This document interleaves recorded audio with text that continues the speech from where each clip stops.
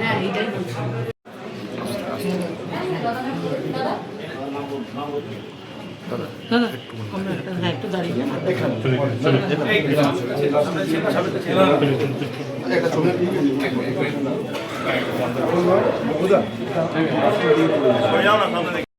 কথা বলছেন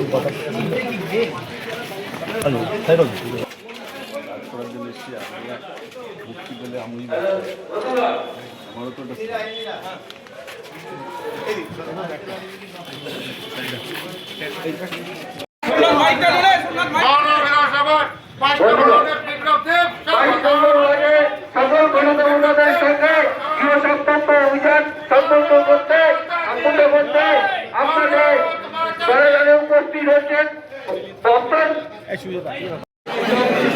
দাদা মোবাইলটা পিছনে না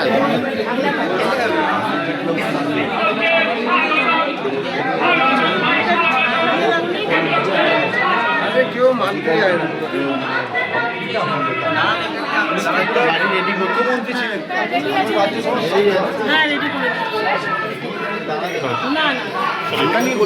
লক্ষ্মীর ভান্ডারটা বাড়ালো এবং বলছেন 1 এপ্রিল থেকে নাকি ওটার ইমপ্লিমেন্টেশন হবে। কিভাবে দেখছেন? দেখুন, আমি ত্রিপুরার মুখ্যমন্ত্রী ছিলাম আপনাদের আশীর্বাদের কারণে, কোনোদিন ঢেন্ডরে পিটিনি। আমি সরকারে আসার পর সমস্ত ত্রিপুরার ভাতাগুলি একযোগে 2000 টাকা করেছি। এভরি যা আছে 33টা ভাতা আছে, একযোগে 200-300 থেকে ছিল 500-700 পর্যন্ত সবগুলো একযোগে 2000 টাকা করে দিয়েছি। ঢেন্ডরে পিটেছি, উনি ঢেন্ডরেটা পিটে 500 টাকা বাড়িয়ে, বিপ্লব দেব একসঙ্গে 1500 টাকা বাড়িয়ে দিয়েছিল। বিপ্লব দেব এসে তার ঢেন্ডরে পেটেনি, আপনারা বলাতে আমি বলছি। তো ওনার স্বভাব এগুলো করা। বিজেপির সরকার আসার পর নরেন্দ্র মোদীর যা আছে তার প্লাস হবে, ও ডাবল ইঞ্জিনের সরকার তো ডাবলই হবে। দেখুন, রক্তগঙ্গা বয়ে যাক আর মহাসাগর বয়ে যাক, পশ্চিমবঙ্গের মানুষের বাঁধের ধৈর্যের বাঁধ ভেঙে গেছে।